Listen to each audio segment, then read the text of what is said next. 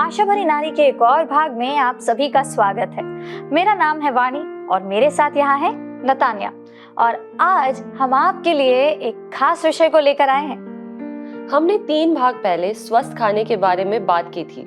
क्या आपको याद है वाणी कि हमने क्या चर्चा की थी? जी हाँ, मुझे याद है। हमने 2 चीजों के बारे में बात की थी। एक तो स्वस्थ खाने के बारे में हमारे द्वारा किए जाने वाले विकल्प और दूसरा यह बात परमेश्वर के लिए कितना मायने रखती है। हमने कहा था कि हम जो खाना खाते हैं उसका असर इस बात पर पड़ता है कि हम कितनी अच्छी तरह काम करते हैं और सीधे तौर पर अपने समुदायों, चर्चों, परिवारों और अन्य जगहों में सेवा करने की हमारी क्षमता को आकार देते हैं। आप बिल्कुल ठीक कह रही हैं वाणी। पहला थिस्सलुनीकियों 5:18 हमें सलाह देता है कि हर बात में धन्यवाद करो क्योंकि तुम्हारे लिए मसीह यीशु में परमेश्वर की यही इच्छा है। इसलिए हमें याद दिलाया जाता है कि चाहे परिस्थितियां कैसी भी हों या हमारे भोजन के विकल्पों की सीमाएं कुछ भी हों, हमें एक आभारी हृदय रखना चाहिए। तो हमारे सामने मौजूद भोजन के लिए धन्यवाद कहकर हम परमेश्वर के प्रावधान और उसकी इच्छा को स्वीकार करते हैं कि हम जीवन के सभी पहलुओं में, जिसमें हमारा भोजन भी शामिल है, उसके आभारी रहें। बिल्कुल। तो आज भी हम भोजन के बारे में बात करना जारी रखेंगे, लेकिन एक अलग दृष्टिकोण से। ये बड़ा दिलचस्प लगता है। हमें इसके बारे में आप थोड़ा और बताइए। बिल्कुल, जरूर। आज हमारे समाज में हम अपनी इच्छाओं और चाहतों के आगे झुक जाते हैं और हमें जरूरत से ज्यादा खाना पसंद है। हमारे पास खाने की इतनी ज्यादा मात्रा है जो शायद हमारे दादा दादी ने कभी देखी भी नहीं होगी। आजकल हर गली, हर कोने में एक सुपरमार्केट या एक रेस्टोरेंट है। नतान्या, मुझे इसके बारे में थोड़ा और विस्तार रूप से बताइए, क्योंकि मेरा पसंदीदा मनोरंजन एक्चुअल में वास्तव में सुपरमार्केट में जाना और खाने के गलियारों में समय बिताना है। खाने के चयन अविश्वसनीय हैं। मुझे सब कुछ आकर्षक लगता है और मैं चाहती हूँ कि मैं अपनी गाड़ी को ऊपर तक भर सकूं। और हम में से ज्यादातर लोग यही करते हैं। हम खाने की चीजें ज्यादा से ज्यादा खरीदते हैं और अपना सारा समय और पैसा अगले नाश्ते, बेकरी के नए उत्पाद के बारे में सोचने में खर्च करते हैं, जिसे हम आजमाना चाहते हैं, या कुछ भी जो हमें पसंद है वो खरीद लेते हैं। शायद यही एक कारण है कि हम में से बहुत से लोगों का या तो वजन बढ़ा हुआ है या वो अस्वस्थ है। ये मुझे एक कहावत की याद दिलाता है कि खाने के लिए मत जियो बल्कि जीने के लिए खाओ। बिल्कुल सही कहा आपने। तो चलिए आज के विषय का परिचय देते हैं। यहाँ कुछ संकेत दिए गए हैं। ये 7 भयंकर पापों में से एक है। इसका संबंध भोजन से है और फिलिपियों 3:19 में इसके बारे में बताया गया है। ठीक है, आइए देखें कि ये पद क्या कहता है। उनका अंत विनाश है, उनका ईश्वर पेट है। ये अपनी लज्जा की बातों पर घमंड करते हैं और पृथ्वी की वस्तुओं पर मन लगाए रहते हैं। अब क्या आप हमारे सुनने वाले दर्शकों को बता सकती हैं कि हम किस बारे में चर्चा करने जा रहे हैं? जी हाँ, ये ज्यादा खाना खाने या लालच यानी कि पेटूपन के पाप जैसा लगता है। ये बिल्कुल सही बात है। सच तो ये है कि हम खाने के दीवाने समाज में रहते हैं दर्शकों। हम खाने के लिए जीते हैं।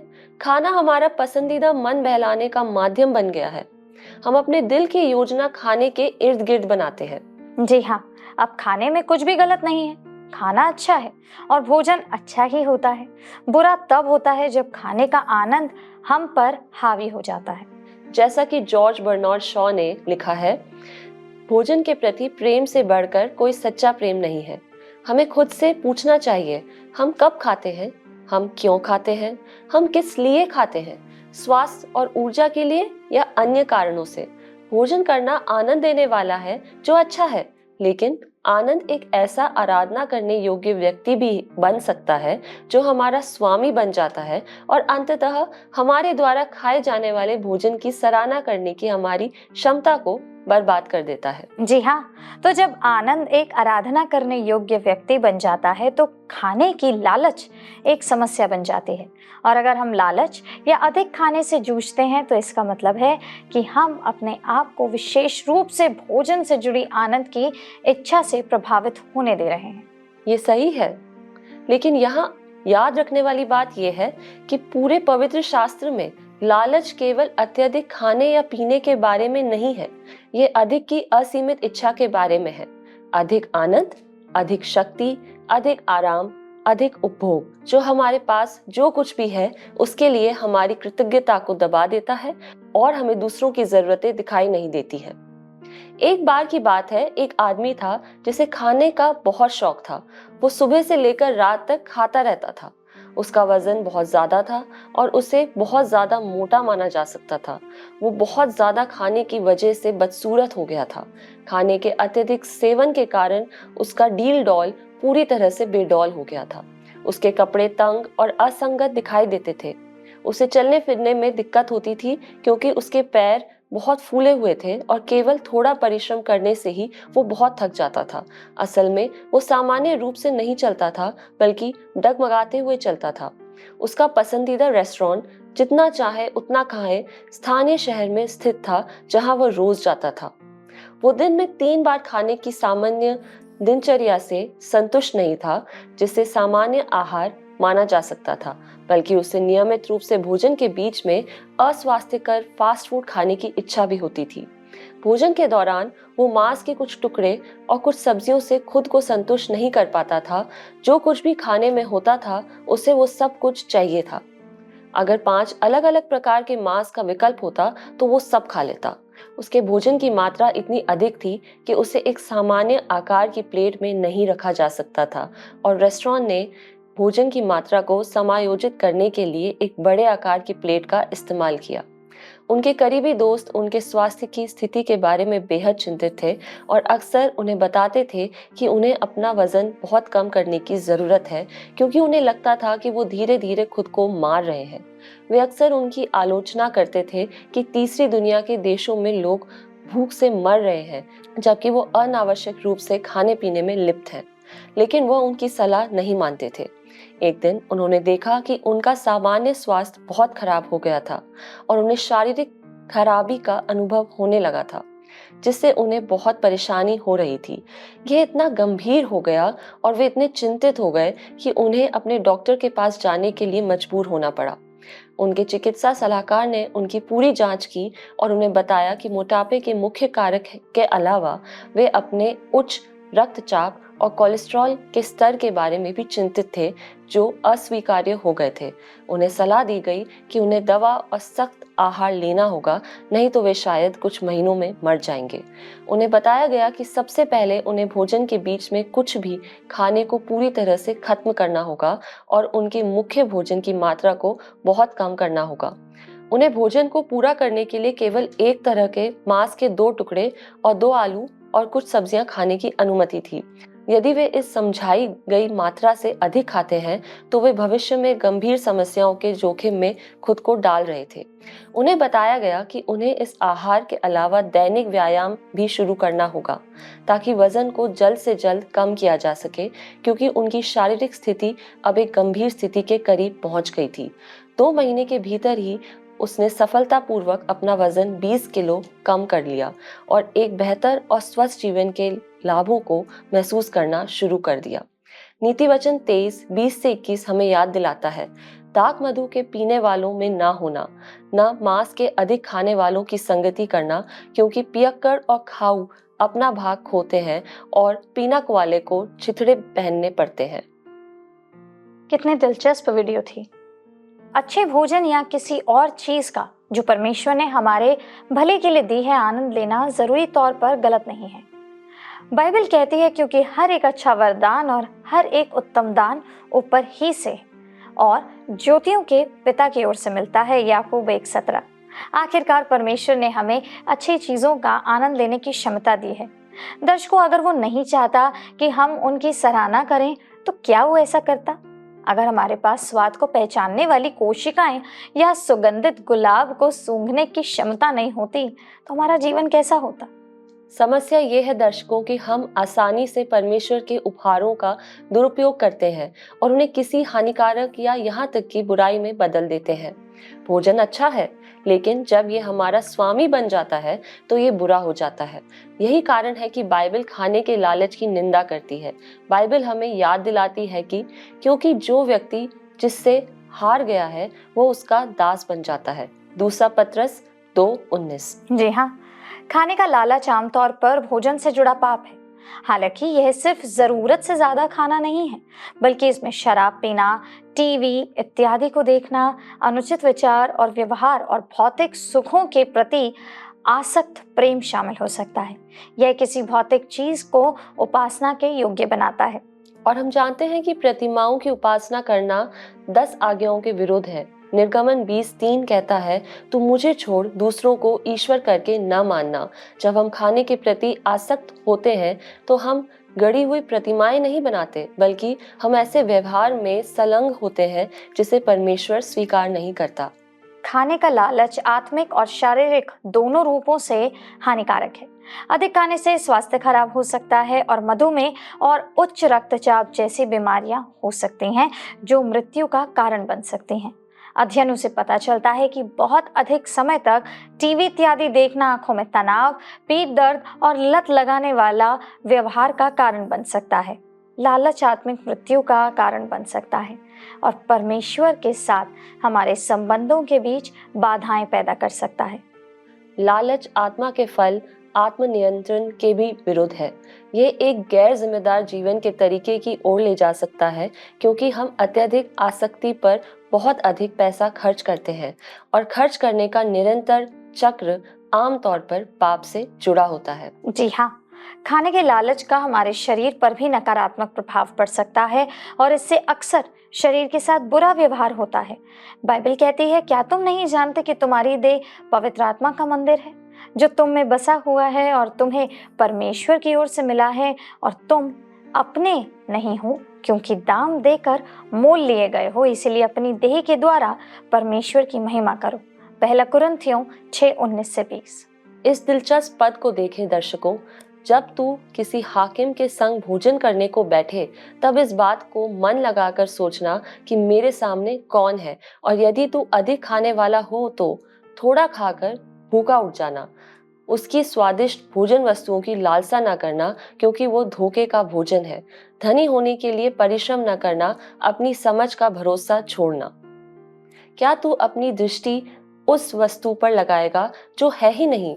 वो उकाब पक्षी की नाई पंख लगाकर निसंदेह आकाश की ओर उड़ जाता है। नीति वचन 23:1-5। जी हाँ दर्शकों, यह एक गंभीर चेतावनी है कि अगर आप खाने के लालची हैं तो ध्यान पूर्वक विचार करके अपने पर काबू कर लीजिए। सुलेमान हमें याद दिलाता है कि संयम और आत्मनियंत्रण जरूरी है। हमें खुद को, अपनी भावनाओं को और अपनी भूख को काबू करने या जांचने की आवश्यकता है। भोजन की अत्यधिक इच्छा लालच की ओर ले जाती है। पहले हम थोड़े से शुरू करते हैं और फिर हम और अधिक चाहते हैं।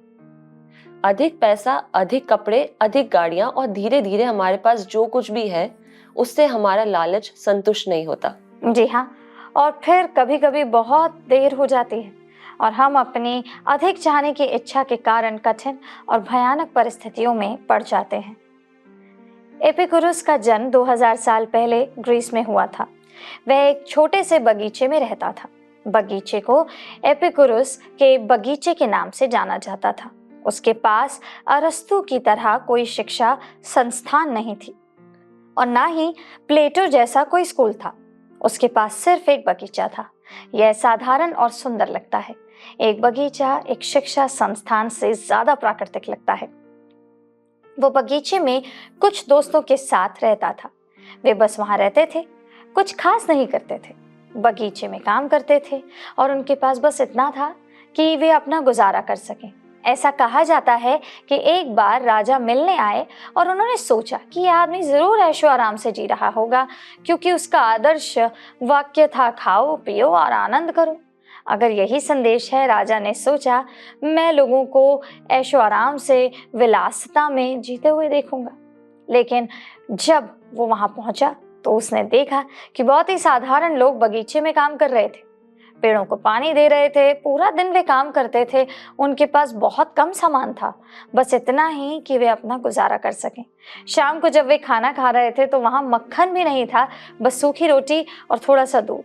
लेकिन उन्होंने इसका आनंद ऐसे लिया जैसे कोई दावत खाई हो।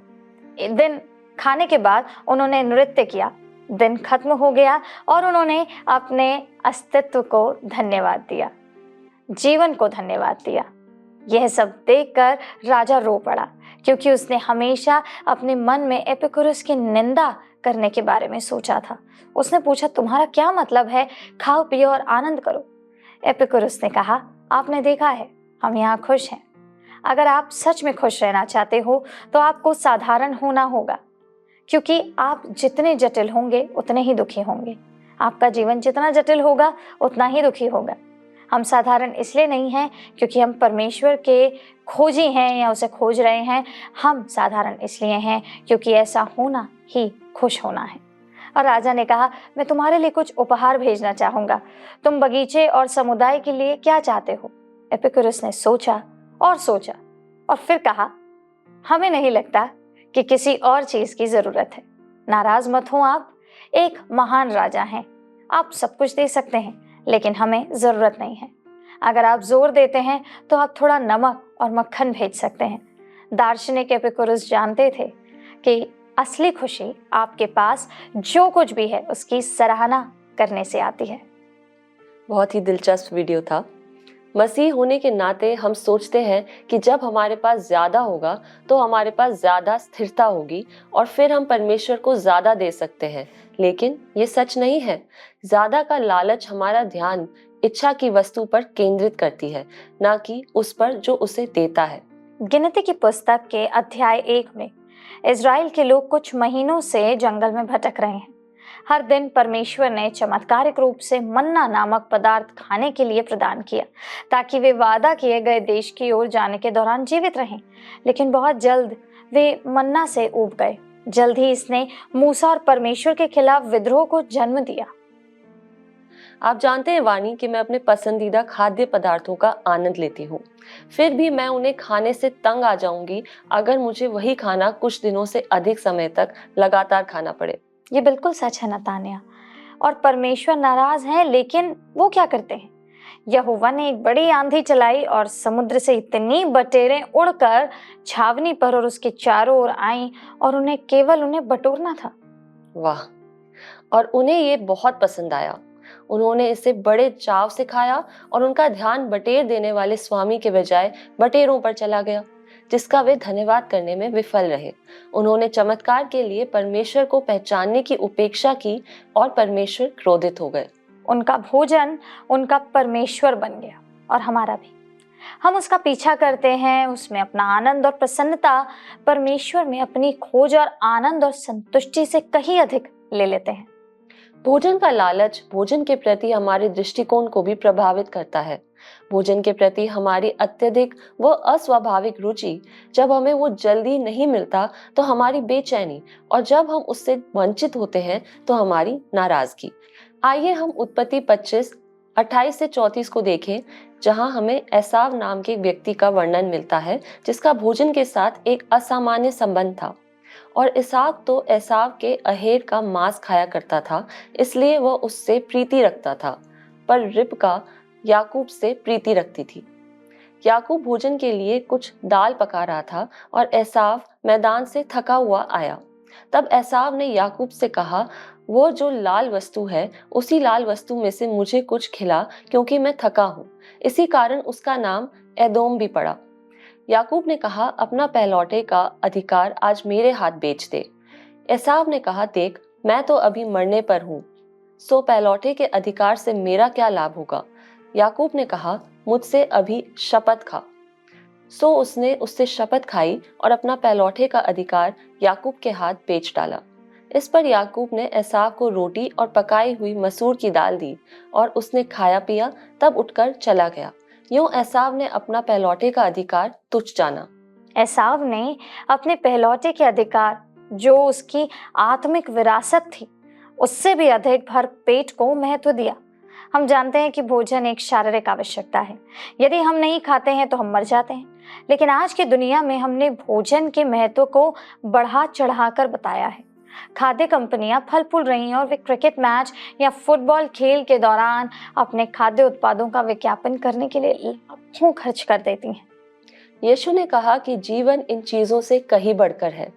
लूका 22 से 24 में वो कहता है, फिर उसने अपने चेलों से कहा, इसलिए मैं तुमसे कहता हूँ, अपने प्राण की चिंता ना करो कि हम क्या खाएंगे, ना अपने शरीर की कि हम क्या पहनेंगे, क्योंकि भोजन से प्राण और वस्त्र से शरीर बढ़कर है।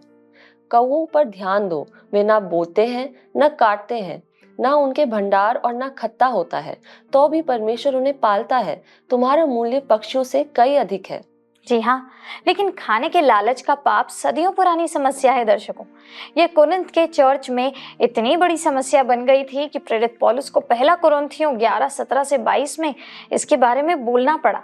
आरंभिक चर्च नियमित रूप से प्रेम भोज नामक भोज का आयोजन करता था। अधिकांश संगति भोजन प्रभु के भोज के साथ समाप्त होते थे। चर्च में कुछ विश्वासियों ने भोज के संबंध में बुरा व्यवहार करना शुरू कर दिया। वे चर्च में जल्दी आते थे और सभी के आने से पहले ही भोजन खा लेते थे। इसका मतलब था कि कुछ लोग भूखे ही रह जाते थे। इतना ही नहीं, बल्कि कुछ लोग तो उस दाखरस को पीकर नशे में भी हो जाते थे जो भोज के प्याले को भरने के लिए थे। एक सेवा जिसका उद्देश्य आत्मिक होना और विश्वासियों के बीच संगति को बढ़ावा देना था, कुछ लालची विश्वासियों के कारण नष्ट हो गई। पैसे की तरह भोजन हमारा दुश्मन नहीं है दर्शकों, पर जब भोजन की हमारी इच्छा हमारे जीवन में एक अभिरुचि या केंद्र बिंदु बन जाती है, और जब हम ऐसी जगह पहुंच जाते हैं जहां हम इस इच्छा से ग्रसित हो जाते हैं, तो ये पापपूर्ण व्यवहार के लिए द्वार खोल देता है। जी हाँ, जब हम भावनात्मक खालीपन को भरने के लिए भोजन की ओर देखते हैं, जब हम तनाव या निराशा के कारण अधिक खाते हैं, या जब हमें लगता है कि भोजन का लालच इतना मजबूत है कि इसे सहन करना कठिन है, तो हम उस आत्मा में नहीं चल रहे हैं जिसके द्वारा हम आत्मनियंत्रण रखते हैं। जब हम भोजन की शक्ति के आगे झुक जाते हैं तो हम अपने शरीर की इच्छा को संतुष्ट कर रहे होते हैं। मत्ती 6:24 में यीशु ने कहा, कोई मनुष्य दो स्वामियों की सेवा नहीं कर सकता, क्योंकि वो एक से बैर और दूसरे से प्रेम रखेगा, वो एक से मिला रहेगा और दूसरे को तुच्छ जानेगा। तुम परमेश्वर और धन दोनों की सेवा नहीं कर सकते। ये भोजन के साथ भी सच है। हम में से कई लोगों के लिए जिन्हें भोजन की लत है, भोजन के लिए हमारी इच्छा परमेश्वर के प्रति हमारी प्रतिबद्धता से अधिक है। हम भोजन की अपनी इच्छा को संतुष्ट कर रहे हैं, परमेश्वर के लिए अपनी इच्छा की नहीं। दर्शकों, हमारे शरीर प्रभु के हैं और ये अच्छी खबर है। परमेश्वर ने अपने इकलौते बेटे को हम सभी के लिए एक जीवित बलिदान के रूप में दिया है। वह हमारी मदद करेगा और हमें सहने की शक्ति देगा, जैसे कि 2 तीमुथियुस में हमें बताता है, क्योंकि परमेश्वर ने हमें भय की नहीं पर सामर्थ, प्रेम और संयम की आत्मा दी है। परमेश्वर ने हमें सामर्थ, प्रेम और संयम दिया है, तो आइए हम उससे अपने मन और शरीर को नया करने के लिए कहें, ताकि हम बदल जाएं। क्योंकि मसीह के साथ सब कुछ संभव है। अब परमेश्वर हम सबके साथ रहे और आशीष दे। आज हमारे साथ जुड़ने के लिए आप सबका धन्यवाद। जिससे पहले कि हम आपसे विदा लें, आइए प्रार्थना करें।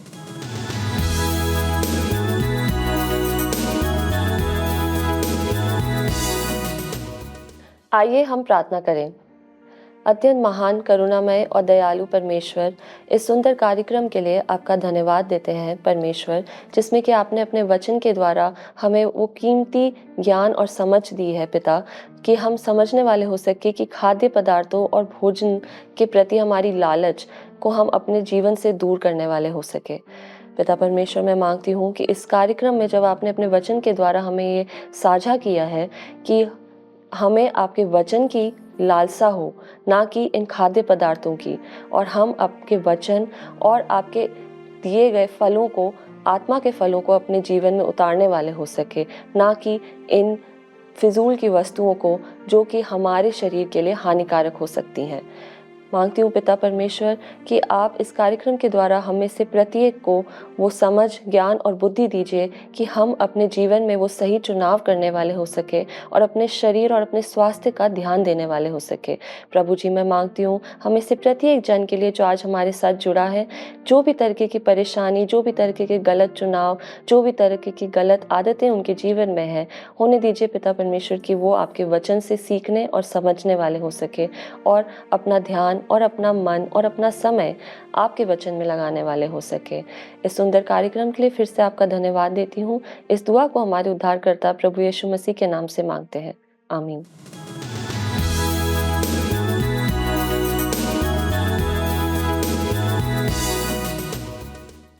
तो दर्शकों, आज आपका हमारे साथ जुड़ने के लिए धन्यवाद। हम अगले सप्ताह आपसे फिर मिलेंगे। यदि कोई प्रार्थना निवेदन आप हमारे साथ साझा करना चाहते हैं तो स्क्रीन पर मौजूद नंबर पर कॉल ज़रूर कीजिए। हमारे प्रार्थना प्रतिनिधि आपके लिए प्रार्थना ज़रूर करेंगे। तब तक के लिए परमेश्वर आप सबके संग रहें और आपको आशीष दें।